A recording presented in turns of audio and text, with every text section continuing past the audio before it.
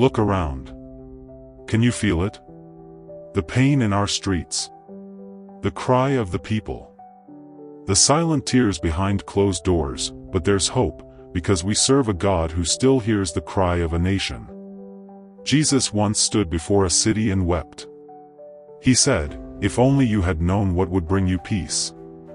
And today, he is still weeping over nations, over towns that have turned away, over countries drowning in corruption, violence, poverty, and pain.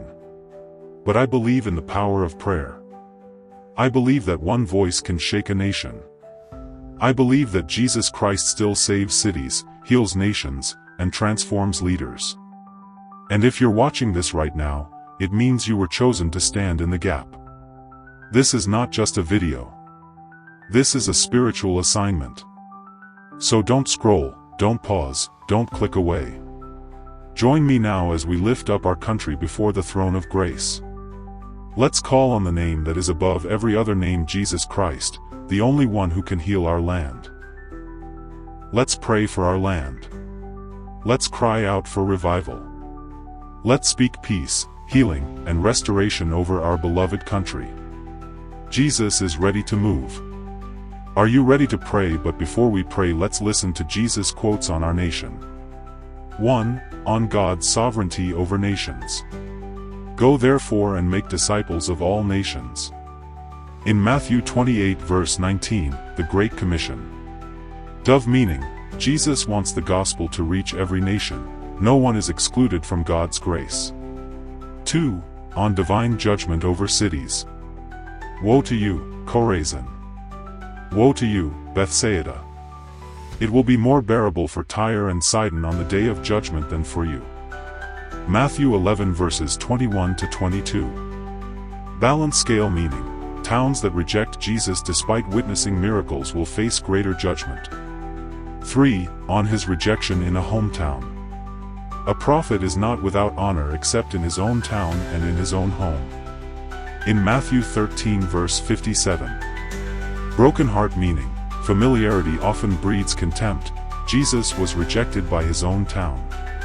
4. On preaching from town to town. Let us go somewhere else, to the nearby villages, so I can preach there also. That is why I have come. In Mark 1 verse 38. Meaning, Jesus was intentional about reaching all towns, not just staying in one place. 5. On kingdom against kingdom. Nation will rise against nation, and kingdom against kingdom. In Matthew 24 verse 7. Meaning, Jesus warned of future unrest as part of the signs of the end times. 6. On gospel reaching the whole world.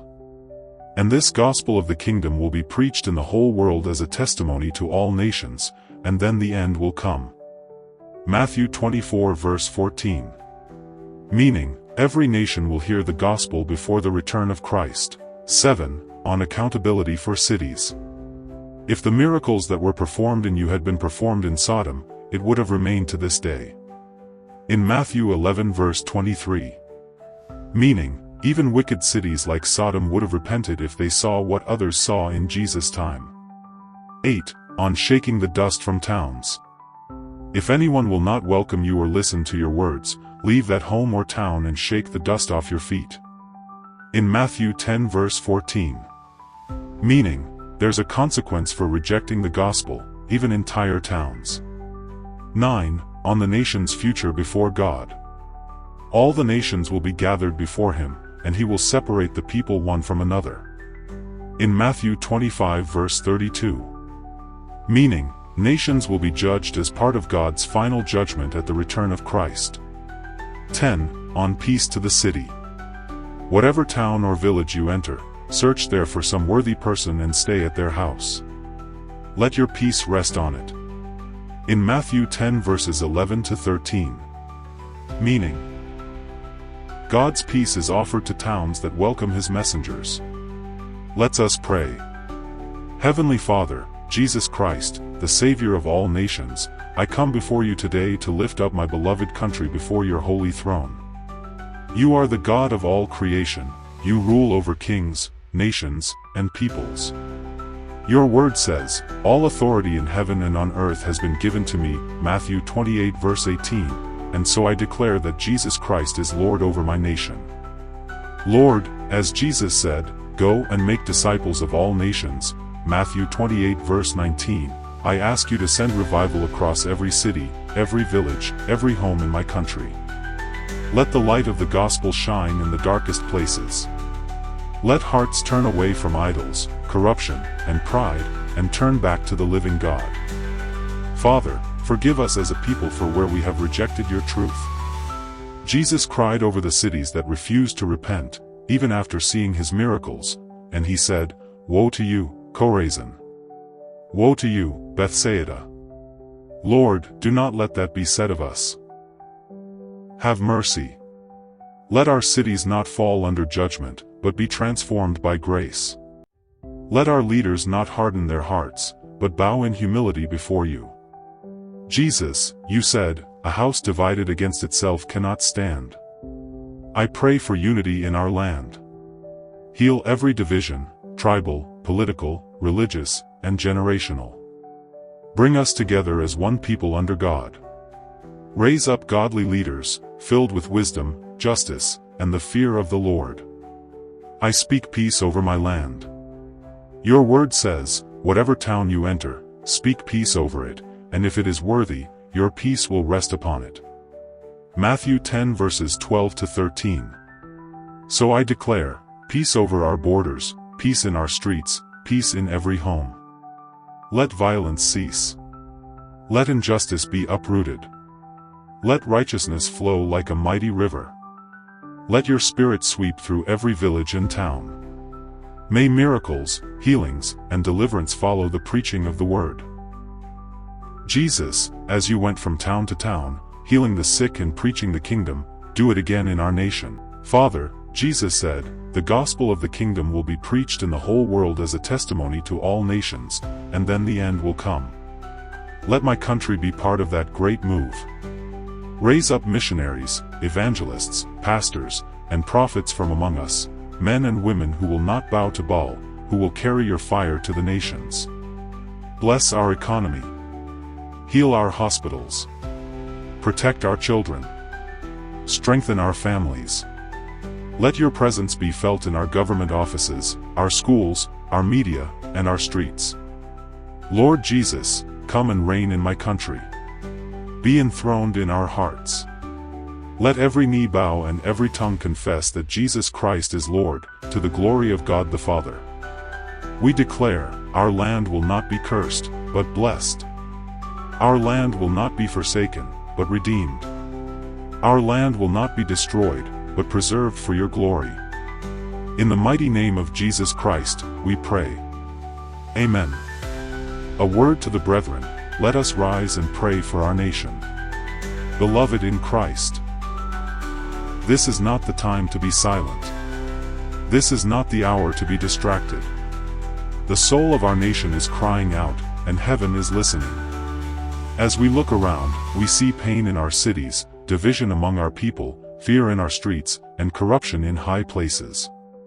Many hearts have grown cold, and the spirit of darkness seeks to cover our land like a thick fog. But in the midst of all this, God is still searching for a man, a woman, a people, who will stand in the gap. Jesus once stood on a hill overlooking Jerusalem and he wept. He saw the rejection, the spiritual blindness, the lost opportunity for peace, and his heart broke. "If only you had known what would bring you peace," he said, Luke 19 verse 42. He wasn't just talking to a city, he was speaking to a generation. That cry still echoes today over every country, every community, every leader, every lost soul. We cannot be comfortable anymore. We cannot just watch the news, shake our heads, and go back to our normal lives.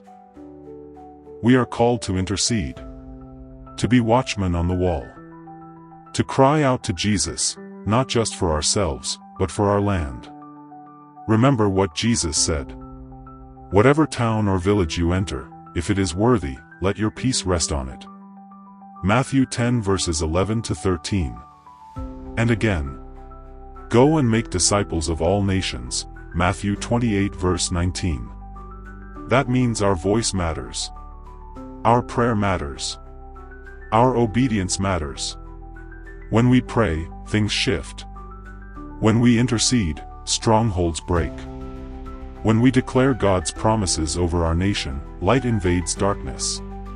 So I urge you, dear brethren, pray for your leaders, even when you don't agree with them. Pray for your youth, your children, your families. Speak life over your country, not curses. Be salt. Be light. Be bold. Don't give up, because Jesus has not given up on your nation. This is not the end. It's the beginning of a new move of God. He is raising up intercessors, watchmen, revivalists, and reformers, from every tribe, tongue, and background, to carry His light into government, education, business, media, and the streets. And yes, it begins with you. So stand with me today. Lift your voice. Pray boldly. Believe again. And declare, Jesus, heal our nation. He is willing. He is able. And He is waiting. In conclusion, my beloved brothers and sisters in Christ, we have cried. We have prayed. We have stood in the gap. But this is not the end. This is the beginning of a spiritual movement, a call to all believers to rise in the authority of Jesus and intercede for the healing of our nation. Let today mark a shift, not just in the atmosphere around us, but in our hearts. Let the fire of intercession be rekindled. Let the burden for our land weigh heavy on us, not to break us, but to drive us to our knees. Because from the ground of humility, God will raise a generation of revivalists. We have declared together, Jesus, heal our nation. We believe it. We proclaim it. And now, we carry it with us. So don't just watch this video. Don't just say, Amen, and move on. Share this prayer. Spread the message. Keep praying, keep standing, and keep believing. If my people, who are called by my name, will humble themselves and pray, I will hear from heaven, and I will heal their land. 2 Chronicles 7 verse 14. Yes, He will heal our land. This is your moment. This is our assignment. Let heaven hear your voice. Let the name of Jesus be lifted high over your country. Subscribe, share, and join us every week as we pray, believe, and watch what God will do in our generation. God bless you. God bless your family. And God bless your nation. In Jesus' powerful name, Amen.